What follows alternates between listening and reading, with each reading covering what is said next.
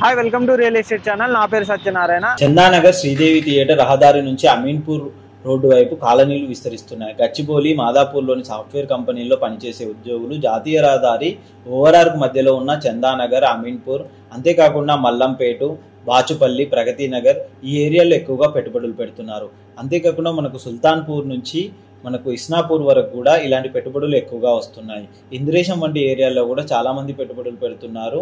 And మనకు కృష్ణారెడ్డిపేట ఈ ఏరియాలో కూడా ఎక్కువగా పెట్టుబడులు అయితే పెడుతున్నారు. ఇలాంటి ప్రాంతాలలో నివాస ప్రాంతాలుగా ఎంపిక చేసుకుంటున్నారు. ఆ ప్రభావంతో కాలనీలు ఏర్పడుతున్నాయి. చందానగర్ నుంచి అమీన్పూర్ వరకు రహదారిని 150 అడుగులకు విస్తరించే పనులపై జీహెచ్ఎంసీ ఉన్నతాధికారులు దృష్టి సారించడంతో కొత్తగా ఇల్లు కొనేవారు ఆ మార్గాన్ని ఎంచుకుంటున్నారు. ఇప్పటికే ఆ దారిలో ఇరువైపులా పలు రకాల దుకాణాలు, చిన్న కాంప్లెక్స్లు వెలిశాయి. రహదారి విస్తరణ దృష్ట్యా రెక్కలు.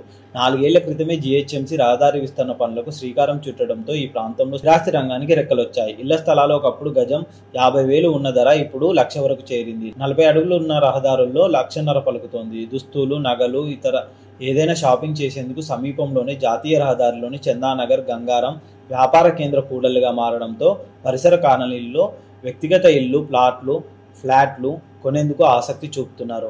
భవిష్యత్తులో చందానగర్, అమీన్పూర్ ప్రాంతాల్లో లింక్ రోడ్లు పూర్తయితే ధరలు మరింత పెరిగే అవకాశం ఉంది. ఓవరార్కు లింక్ రోడ్డుగా